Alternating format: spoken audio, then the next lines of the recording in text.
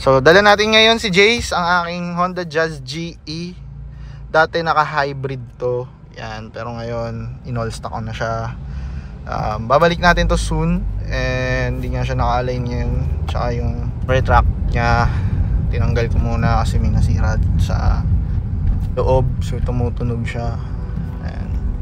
Pero dito tayo ngayon sa Banawe. Yung shoutout sa mga taga Banawe. Shoutout sa mga laging nasa Banawe. Shoutout kay Banawe boy. And dati talaga taga Banawe ako. Dito lang, kabilang kanto lang yung bahay namin dito. Tumaki ako doon 20 years, grabe. And doon ako nahilig talaga mag kotse-kotse. Doon ko nakita yung culture ng Banawe kasi every time na dumadaan ako dyan kasi papasok ng Angelicum. Shoutout sa Angelicum. Shoutout din sa UST. Yan, dyan yung mga naging schools ko noon. And nakikita ko talaga yung culture ng cars. Alright, so nandito na tayo kay Kuya Chris.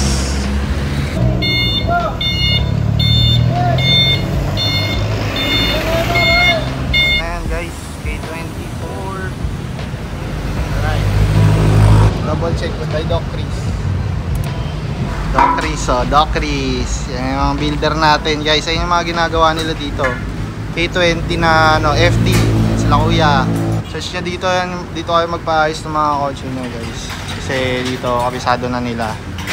Yan, may machine shop din sila, mechanic.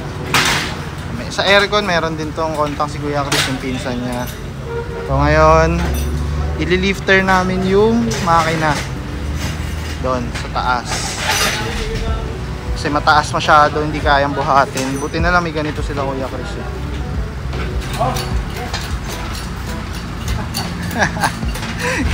Let's go.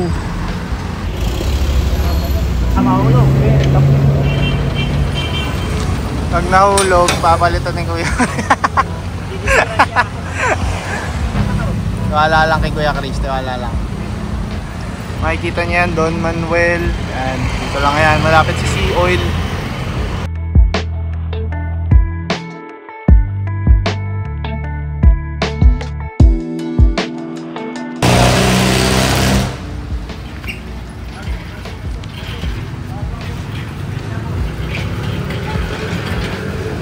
Let's go! Parang ano?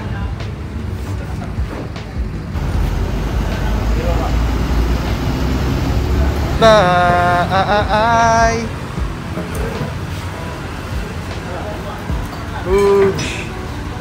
Alright, so ito na yung makina natin guys, T24 RBD2. And dito natin siya papasalpak. Yan, abangan nyo yung mga mangyayari dahil gusto ko makita nyo muna bago ko sabihin. Ayan, RBD2. Sa mga nakakaalam ng K24 na to, gets nyo na kung bakit ko to binili. So ayoko muna siya i-reveal ngayon since gusto ko malaman nyo pag binubuo na siya. So ayan, may extra compressor. Ayan, 2.4. Ayan, so babalikan natin to by Friday.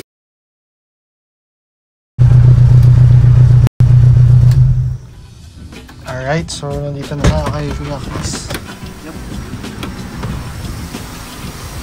Okay, hat.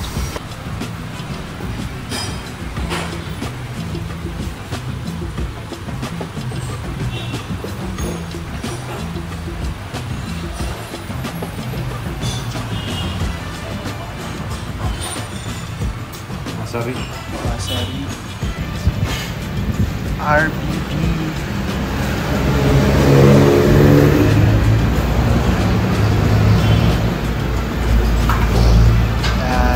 Ito na yung engine natin guys. Ito na yung K24 block. Yup. So lilinisin yan and papalitan ng mga seal. Tapos clutch galing dun sa K20 natin. Ito papalitan ng oil pump. Tapos ito din.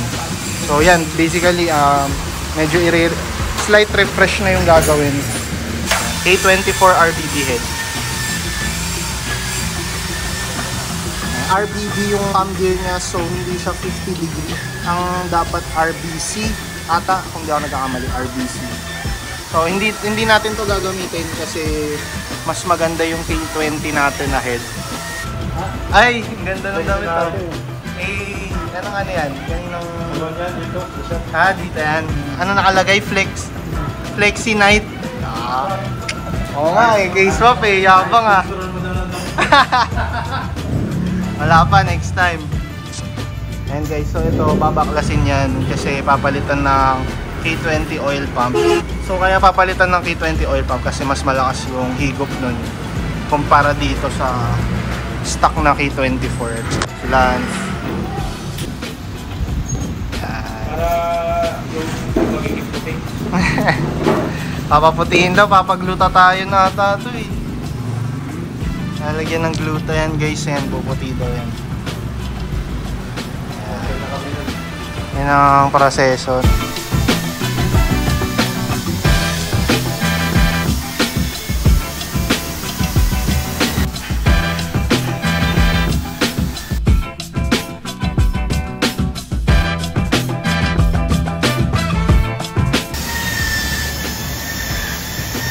Yung head ng K24.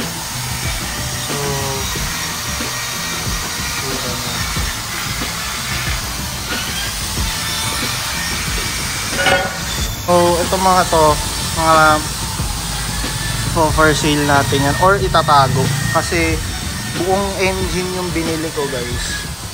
So pwede pa natin to spare parts. Yan, so ito yung CRV ni Kuya Chris, si Doc Chris. Siya main mechanic dito sa pinagpapagawaan natin. And syempre nandito si Cake, ang ating EG hatch. Yan, may i-reveal din ako sa inyo na bagong pyesa. Ito yung Project EG hatch natin na clear tail lights na siya. So ngayon ko palang marireveal yan guys. Yan. Yan, bagong clear yan guys. Ini-swap lang natin, nabudol lang tayo.